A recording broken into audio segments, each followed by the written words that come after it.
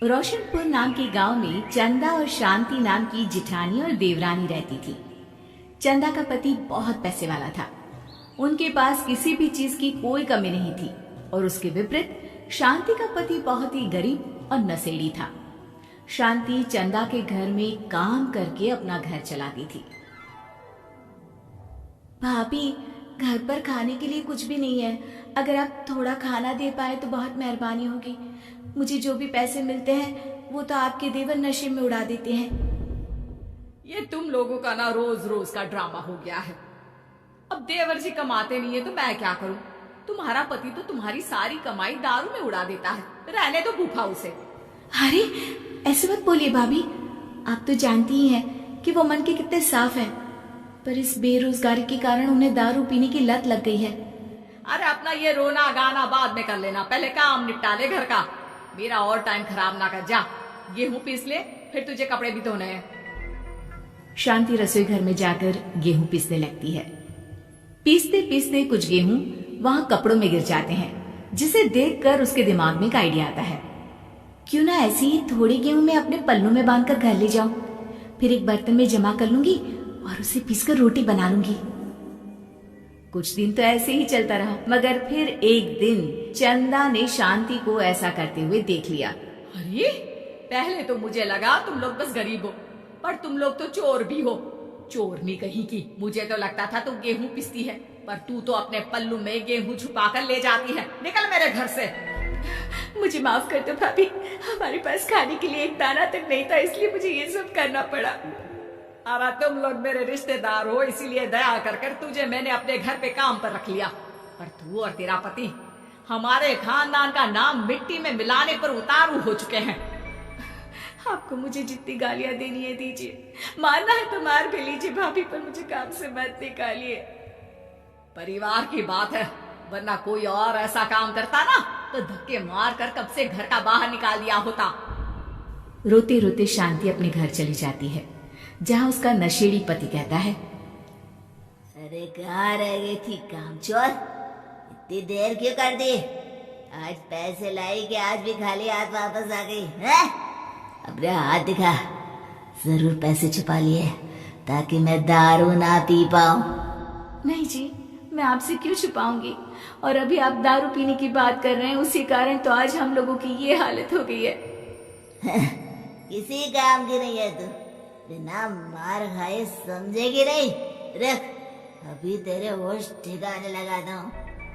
रामलाल शांति को बहुत मारता है। शांति का मन दुखी हो जाता है और वो गांव के तालाब के पास के एक पेड़ के नीचे बैठकर फूट फूट कर रोने लगती है। मैंने कभी किसी का बुरा नहीं किया, फिर भी भगवान मेरे साथ ऐसा क्यों कर रहा है? मैं तो रामलाल जी की फिक्र करती हूँ, फिर भी उन्होंने मुझे इतना मारा। तभी उसे एक आवाज सुनाई देती है, रोने की कोई जरूरत नहीं है बेटी, चिंता क्यों करती हो? ये आवाज कहाँ से आ रही है? शांति अपने आसपास देखती है, उसे कोई नहीं दिखता। वो ऊपर देखती है, जहाँ उसे एक छोटी सी परी दिखती है। आप कौन है? आप तो कोई परी लगती है। हाँ बेटी, मैं इसी पेड़ पर रहती हूँ। मैंने तुम्हारी सारी बात सुनी। अब तुम्हें फिक्र करने की कोई जरूरत नहीं। अपनी आंखें बंद करो। शांति आंखें बंद करती है और जादुई परी अपनी छड़ी घुमाती है। उसकी छड़ी घुमाते ही पेड़ के सारे पत्ते सुनहरे रंग के हो जाते हैं। परी उनमें से एक पत्ता तोड़ लेती है और फिर से अपनी छड़ी घुमाती है, जिसके कारण सारे पत्ते पहले की तरह साधारण से दिखने लगते हैं। आंखें खोलो बेटा।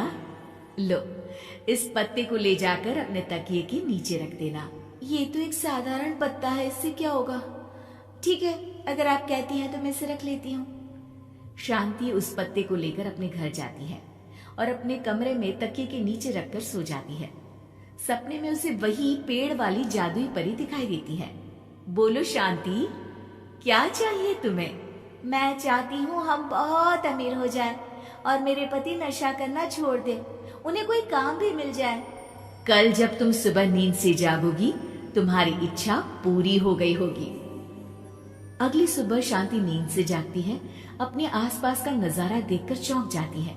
उसके बिस्तर पर चारों तरफ सोने चांदी रखे हुए थे। हे भगवान, कहीं मैं सपना तो नहीं देख रही? इतना सारा सोना, वो भी मुझ गरीब के पास। रामलाल जी को बताती हूँ, वो बहुत खुश होंगे। शांति जैसे ही कमरे के बाहर जाती है, वो देखती है कि रामलाल सूट बूट पहने काम के लिए बाहर जा रहा होता है। मुझे शहर में एक नौकरी मिल गई है शांति, मुझे आने में देर हो जाएगी, घर का ध्यान रखना। और इस तरह शांति बहुत अच्छा जीवन बिताने लगती है। उसके पास अब किसी भी चीज की कमी नहीं रह जाती। रातों रात शांति के पास आए इतने पैसों को देखकर उसकी जिठानी उससे पूछती है, अरे क्यों रे शांति, कहीं बड़ा हाथ मारा है क्या? अचानक तुम लोगों के पास इतना पैसा कैसे आ गया? नहीं नहीं भाभी, ये सब तो जादुई परी के दिए हुए पत्ते का कमाल है। शांति जादुई पत्ते के बारे में सारी बात चंदा को बताती है, जिसे सुनकर चंदा के मन में लालच आ जाता है और वो झूठ मूठ रोते हुए उसी पेड़ के नीचे जाती है जहाँ उसकी रोने की आवाज सुनकर जादुई परी कहती है, क्या हुआ बेटा, क्यों रो रही हो? मैं बहुत गरीब हूँ, मेरे पति मुझे बहुत मारते हैं, अब मैं जीना नहीं चाहती। चिंता मत करो बेटा, अपनी आंखें बंद करो। जादुई परी चंदा को भी उसी पेड़ का एक पत्ता देती है और तकिए के नीचे रखने को कहती है। चंदा उस पत्ते को लाकर अपने तकिए के नीचे रख लेती है और अगली सुबह जब उठती है तो उसके कमरे में चारों तरफ सांप बिच्छू रहते हैं। अरे बचाओ बचाओ, कोई मुझे बचाओ, ये कैसा पत्ता है जिसे लाने के बाद उस गरीब शांति के पास तो इतना सारा सोना आ गया, और मेरे चारों तरफ ये सांप बिच्छू, अरे कोई बचाओ। चंदा अपनी जान बचाती हुई शांति के पास जाती है। चलिए भाभी, मुझे लगता है आपके घर में सांप बिच्छू को बस जादुई परी ही हटा सकती है। दोनों मिलकर जादुई परी के पास जाते हैं। ये सब तुम्हारे बुरे इरादों का नतीजा है चंदा। तुम झूठ मूठ बस पैसे के लालच के कारण यहाँ आकर रो रही थी, इसीलिए तुम्हें जादुई पत्ते ने उसकी सजा दी। अरे मुझे माफ कर दीजिए जादुई परी, मेरे मन में लालच आ गया था। अरे शांति, तुम भी मुझे माफ कर दो, मैंने तुम्हारे साथ बहुत गलत किया है, फिर भी तुम मेरी मदद के लिए आई। चंदा को अपनी गलती का एहसास हो जाता है, इसलिए जादुई परी उसके घर से सारे सांप बिच्छू को गायब कर देती है। चंदा और शांति आपस में मिलजुल कर